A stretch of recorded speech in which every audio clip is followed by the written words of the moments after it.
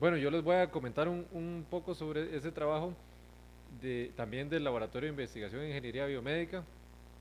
Em, Va un poquito de la mano con lo que hablaba Karen hace un ratito, pero sobre otra línea de investigación, que es el de la terapia fototérmica no invasiva. Entonces les voy a contar de qué trata. La motivación eh, general o global de estos proyectos es, entre otras enfermedades, el cáncer es una enfermedad de mucha importancia tanto en Costa Rica como en el mundo, ¿verdad? Es una de las enfermedades que están de primeras en las causas de muerte.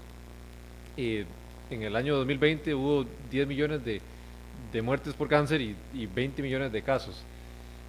Y sigue siendo una enfermedad muy relevante en este momento por más avances que se den, entonces constantemente se buscan formas de diagnosticarla de forma más temprana, caracterizarla mejor y también tratarla de una manera más efectiva, tanto en lo que respecta a eliminar el cáncer lo más efectivo posible, pero también dañar lo menos posible al tejido circundante sano, ¿verdad? Entonces, eh, dado que existen muchos efectos secundarios de los distintos tipos de tratamiento que hay para el cáncer, como cirugía, quimioterapia, radioterapia, etcétera, una de las tecnologías que se ha explorado y se ha investigado recientemente se conoce como la terapia fototérmica. Como su nombre lo dice, esta terapia a través de la luz genera calor en el tejido que busca quemar esas zonas que son malignas. Uno de los retos es que la luz, una vez que entra al tejido, no tenemos forma de controlarla, por más que se enfoque un láser en un punto de minuto, una vez que entró al tejido se va a empezar a difundir.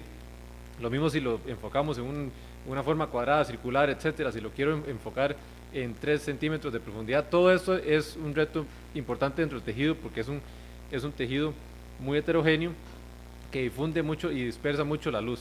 Entonces, una de las técnicas que se utilizan es inyectar agentes de contraste, que era parte de lo que les hablaba Karen, que logran absorber de mayor forma esta luz en puntos específicos del tejido. Aquí se mezclan distintas áreas del conocimiento, ¿verdad? Las personas que diseñan estos agentes de contraste lo hacen buscando que estos se peguen o se acumulen en zonas específicas, en este caso en zonas donde haya tumores.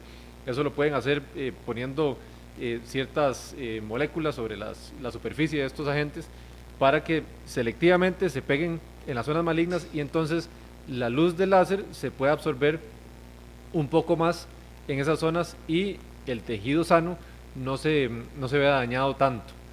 Em, entonces, parte de estos retos también implica que dependiendo de cuánto agente de contraste llegó a esta zona, dependiendo de la intensidad de la luz, dependiendo de las características del tejido, yo voy a entregar más o menos dosis térmica. Cuando digo dosis térmica, básicamente se refiere a qué tanto logré calentar una zona del tejido y por cuánto tiempo.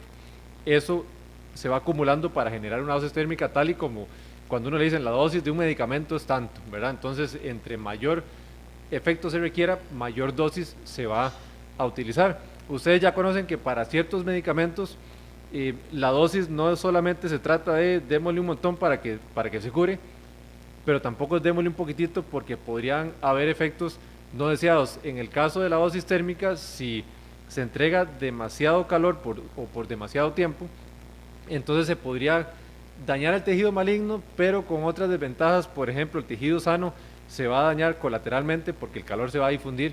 Eso tampoco lo podemos contener eh, manualmente, ¿verdad? Y también se van a generar otros efectos en el organismo que van a buscar o van a generar inflamación. Entonces eso va a causar otro tipo de malestar también a los pacientes. Por otro lado, si la dosis térmica es muy baja, entonces tengo otras desventajas. Puedo no dañar completamente el tejido maligno y más bien podría estimularlo a que crezca o se defienda mejor, entonces crea un efecto totalmente indeseado. Entonces, parte de los retos en la terapia fototérmica es encontrar o poder entregar esa dosis térmica óptima para dañar el tejido maligno completamente y dañar lo menos posible al tejido sano. Ya entrando a la parte ingenieril, existen modelos para cuantificar ese daño térmico del que les estoy comentando. Y entre otras variables que existen por ahí, básicamente toma en cuenta la temperatura, pero también el tiempo por el cual se expone al tejido a esa temperatura. Entonces, no necesariamente una temperatura más alta va a causar siempre más daño, porque la puedo aplicar por un tiempo más corto, por ejemplo. Entonces, existen muchas combinaciones donde yo podría aplicar temperaturas altas por tiempos cortos, temperaturas bajas por tiempos más largos, viceversa. Y todos estos efectos van a incidir de forma distinta en el tejido. Entonces, el modelar este fenómeno puede ayudar a determinar esta dosis térmica óptima, ¿verdad? Entonces, parte de las necesidades fundamentales para poder determinar esta dosis térmica es medir la temperatura en tiempo real de lo que se está entregando al tejido, ¿verdad? Entonces, dichosamente existen tecnologías para medir de forma no invasiva la temperatura, y dichosamente dentro de lo que trabajamos en el laboratorio, que está el ultrasonido y la tecnología, la imagenología fotoacústica, estas dos modalidades permiten estimar la temperatura dentro del tejido durante un procedimiento de estos de hipertermia, donde se está calentando el tejido. ¿Cómo? Bueno, hay cambios que se dan en el tejido cuando se va calentando, ¿verdad? Tanto cambios estructurales como mecánicos, como de la eficiencia en convertir la luz, esa tecnología, al sonido, que es la acústica que se mide. Entonces, se puede correlacionar la temperatura que está cambiando en el tejido con la señal que estoy midiendo con este sensor, por decirlo de una forma, ¿verdad? No nos vamos a meter en esto, en esta charla, sino que vamos a asumir que esa tecnología existe, que sí existe, tiene sus propios retos, y eso será tema de otra charla, tal vez el próximo año. Pero esta información es indispensable para poder hacer lo que les voy a comentar en este día, ¿verdad? Que es el controlar en lazo cerrado la terapia fototérmica. Tomamos la temperatura que se está midiendo ya con una tecnología disponible, asumimos que se mide de una forma certera, y entonces a través de esa temperatura introducimos esos datos en el modelo de daño térmico, y con este modelo se puede controlar la potencia del láser que está efectuando el procedimiento terapéutico, con el fin de que el láser entregue más o menos potencia para entregar la dosis térmica justa para que se dañe completamente el tejido maligno y se minimice el daño al tejido sano circundante. Entonces, este proyecto inicialmente lo implementamos con un controlador de lógica difusa, donde podíamos especificar cierta cantidad de reglas, pero quisimos probar distintas opciones. Entonces también consideramos el controlador PID. Voy a iniciar con la descripción del control PID, donde la meta de este controlador fue tomar las muestras de temperatura y procurar una temperatura fija de la terapia. Entonces, intentar alcanzar una temperatura donde el daño se estimaba no fuera a generar tanta inflamación, pero fuera suficiente para dañar el tejido. Y con una bandera de finalización de la terapia, donde se estaba calculando constantemente el daño térmico, y una vez que se alcanzó el 100% del daño en la zona deseada, entonces se detiene el procedimiento. Para lograr esto se tuvo que linearizar el modelo. Como es un modelo térmico, entonces había retos que requerían que se linearizara el modelo para efectuar el diseño del controlador, ¿verdad? Entonces lo que se hizo fue partir como en pedacitos para las distintas potencias del láser que se estaba considerando. El láser asumimos que era un láser de 4 watts, entonces de watt en watt lo fuimos partiendo para modelar el sistema. Dichosamente el sistema tenía respuestas muy similares entre 1 y 2 watts, entre 2 y 3, y entre 0 y 1 también, y el modelo entonces valga la redundancia, se modeló de la misma forma para ese rango, y se creó otro modelo distinto para el rango de 3 a 4 watts. Entonces, con esas distintas funciones de transferencia se sintonizó el controlador de una forma muy genérica. Utilizamos una herramienta de MATLAB que se llama PID-Tune, que optimizaba el buscar ese punto de operación de temperatura que queríamos alcanzar con el controlador PID.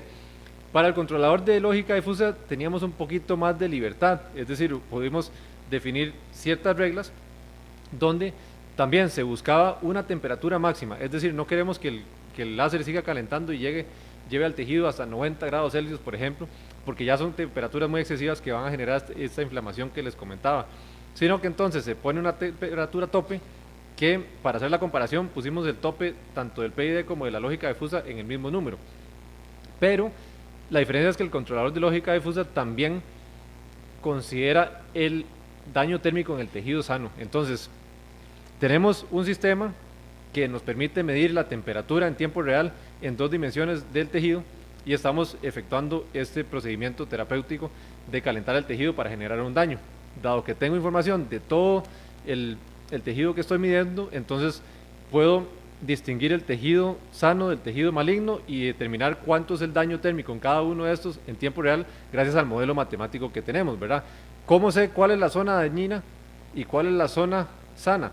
Esto se consigue a partir del agente de contraste, ¿verdad? Lo que los comentaba Karen. Entonces también es una parte donde tenemos que previamente tener conocimiento de dónde es la zona tumoral que quiero dañar, ¿verdad? Entonces estamos partiendo de ciertos supuestos que son factibles. De nuevo, cada cual tiene sus retos, pero en este caso, en este sistema estamos asumiendo que tenemos certeza de dónde está el tumor y tenemos certeza de cuál es la temperatura en tiempo real que estamos midiendo. Gracias a esto, entonces, podemos limitar el daño térmico que se está generando al tejido sano, mientras maximizamos el daño que se hace al tejido tumoral o maligno. Entonces les voy a presentar unas grafiquitas aquí donde se muestran las respuestas de cada uno de estas opciones. ¿Cuáles opciones tenemos? Bueno, hicimos 4 casos. Tanto con el controlador PID como con el controlador de lógica difusa, evaluamos 2 temperaturas distintas, temperaturas meta, ¿verdad? Recuerden que en el controlador PID la temperatura meta es la que el controlador trata de llegar, y en el controlador de lógica difusa en realidad el controlador trata de dañar lo más posible el tejido maligno con un tope de temperatura. Entonces efectivamente, mientras el daño al tejido sano no se pase de cierto límite que nosotros le implementamos, la temperatura tope del controlador de lógica difusa es la misma que la temperatura tope del controlador PID. Entonces, bueno, resulta que los 2 controladores se comportaron de una forma muy parecida. Nosotros tal vez no esperábamos que fuera a ser tan similar. Se comportaron de una forma muy parecida en el caso donde poníamos de temperatura tope 65 grados Celsius, que son estas 2 curvitas amarilla y roja que se ven por aquí. La roja es del PID, la amarilla es el de lógica difusa, y lo que se está mostrando es el daño térmico en el tiempo que se alcanza en el tejido maligno. Vean que cuando llega a 100, pues ya se dañó todo, ya ahí el modelo considera que se dañó todo el tejido maligno, y entonces ya el controlador se apagó y pues el daño no es reversible, entonces se quedó en 100, ¿verdad? Noten que cuando la temperatura tope se pone en 55 grados Celsius, ambos controladores también van medio parecido y no llegan al 100 en el tiempo de simulación que especificamos. Si esto lo simulamos hasta el infinito, efectivamente llegarán a 100, ¿verdad? Con otras consecuencias que les vamos a comentar ahorita. Pero en 700 segundos consideramos, bueno, ya en ese momento ya el tiempo de terapia se extendió tal vez mucho, ¿verdad? Ya aún más si sabemos que a 65 grados Celsius se cumplió en 200 y unos cuantos segundos el procedimiento. La parte interesante es que cuando evaluamos el daño térmico al tejido sano, vean que en 200 y un poquito de segundos el procedimiento acabó. Entonces claramente el daño térmico al tejido sano, después de 200 segundos, póngale que 210 segundos, el láser se va a apagar. Claro, sigue existiendo un pequeño daño al tejido sano porque el calor que existe ahí en la zona maligna se empieza a esparcir un poquitito. Entonces el tejido sano, aquí estamos evaluando la zona más dañada de todo el tejido circundante, ¿verdad? Que es la que está como más cerquita del tumor. Entonces esa zona pues sigue recibiendo calor que se está dispersando un poquitito y sufre cierto daño, pero ese cierto daño es menos de un 1% según el modelo que estamos utilizando, entonces sigue siendo un daño bajo. Pero vean cómo cuando se puso la temperatura tope en 55 grados Celsius, que es una temperatura tope menor, el daño térmico al tejido sano comienza más tranquilito, pero eventualmente alcanza al que se consiguió con 65 grados Celsius y posiblemente si seguimos simulándolo lo va a superar. ¿Por qué? Porque al ser un procedimiento cuya temperatura tope la pusimos más baja, es un procedimiento más lento. Al ser un procedimiento más lento se da más chance de que el calor se disperse de la zona maligna a la zona sana, y entonces vamos a generar más daño a la zona sana por querer ser más precavidos con la temperatura. Entonces este sistema, parte de lo que nos permite es claramente saber que 55 grados Celsius o 65 grados Celsius no necesariamente son esa temperatura óptima de llegada, sino que nos va a permitir utilizar todo este modelo con el que ya contamos para encontrar cuál es ese punto óptimo donde de verdad yo voy a generar un daño más pequeño al tejido sano mientras maximizo el daño al tejido maligno, e incluso podría optimizar el tiempo de la terapia, ¿verdad? Para que sea aún más cortita. Otro de los puntos que quisimos ver es cómo incidía el uso de cada uno de los controladores en la potencia del láser que se estaba utilizando. Entonces estas son las gráficas la gráfica roja es cuando se utilizó el controlador con lógica difusa, y la gráfica azul es cuando se utilizó el PID. En realidad esto también para efectos de la simulación no pareciera tener mucha influencia, pero claramente depende del láser que se utilice. Cada láser tiene un tiempo de respuesta que yo le puedo exigir. Es decir, yo no necesariamente, si mi controlador teóricamente va a tener unos cambios con una frecuencia muy alta en el láser, no necesariamente significa que mi láser va a poder seguirlos, ¿verdad? Entonces eso es parte de lo que uno va a tener que considerar también a la hora del modelo, que el láser podría no ser capaz de seguir necesariamente uno u otro de los controladores. Vemos aquí que la respuesta del controlador de lógica difusa es un poquito más suave en el tiempo, pero también tiene un sobrepaso un poquitito mayor, ¿verdad? Entonces eso implica que le voy a demandar un poco más de potencia láser, y todo va a depender del modelo físico que tenga yo de láser en uso, ¿verdad? Entonces, tal vez para ir llegando ya a las conclusiones, este estudio nos permitió saber que este procedimiento de terapia fototérmica es controlable por ambos métodos, es decir, no solo para compararlos, sino para saber que uno podría también automatizar un procedimiento de estos, ¿verdad? Donde el personal médico no necesariamente tendría que estar como a puro ojo viendo si ya la zona se dañó, porque al ser un tumor interno, entonces no necesariamente tenemos forma de ver más allá de la superficie, ¿verdad? Entonces con este método podría uno automatizarlo de una forma un poco más confiable.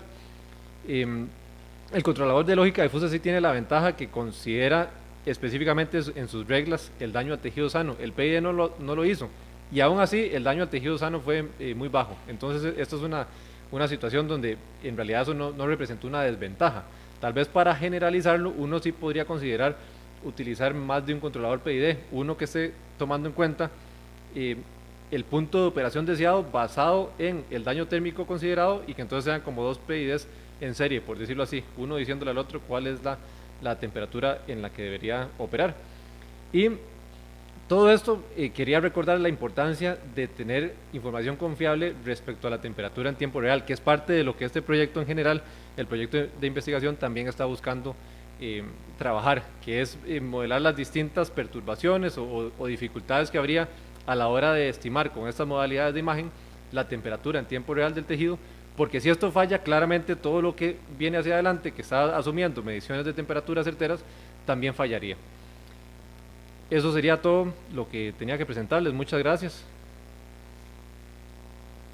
Gracias, don Diego. No sé si alguien del público tiene alguna pregunta que quisiera abordar. Yo evidentemente, Diego, por dicha, no criticó los PID, ¿verdad?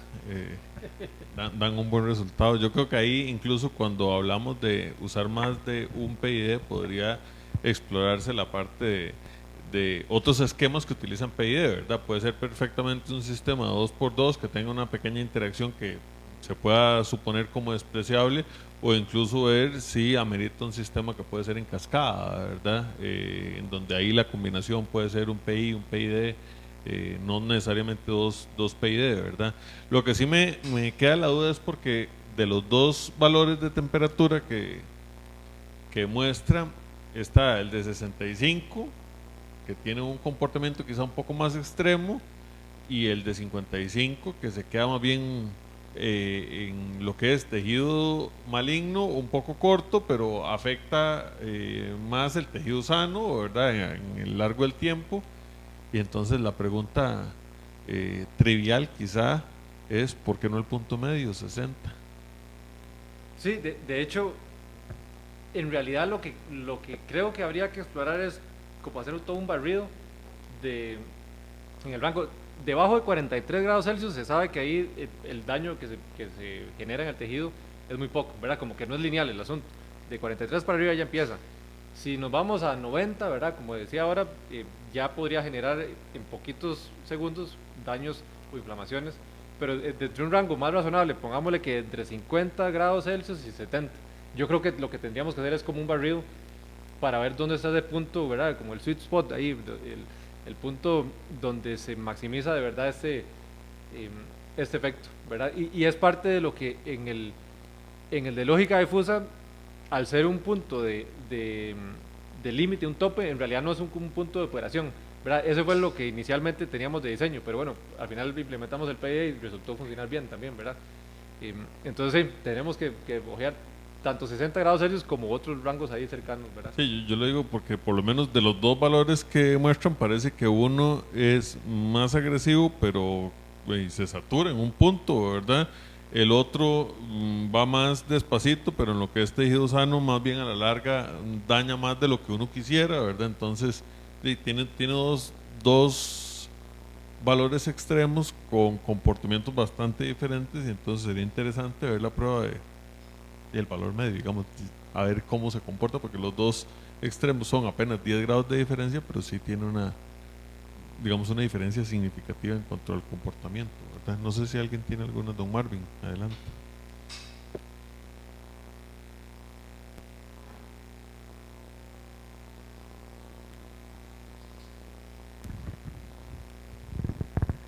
Muchas gracias al doctor Diego Domani por la presentación. Es que a mí me queda la duda porque estos resultados y estas curvas que nos mostraste, entiendo que son, digamos, un caso particular, o sea, es un cierto tejido y entonces la duda que me quedaba era que si existe una variabilidad suficiente en tejidos, tipos de tumores, por ejemplo, que ameritara también pruebas adicionales para el asunto del control, porque puede que haya otros casos donde, no sé, el tipo de tejido circundante y demás sea suficientemente diferente para ameritar que haya que hacer más y más pruebas. Sí, estoy de acuerdo. Perdón. Claro. No hay problema, sí. Voy por aquí. Gracias. Sí, definitivamente es muy grande la cantidad de casos o situaciones diferentes en las que uno podría utilizar esa tecnología, ¿verdad? Y yo creo que, de hecho, hay casos límite, por decirlo así, donde tal vez ya no sería efectiva. Por ejemplo, si ya el tumor está muy profundo y entonces hay que pasar por mucho tejido y la luz ya no llegó con tanta potencia abajo, ¿verdad?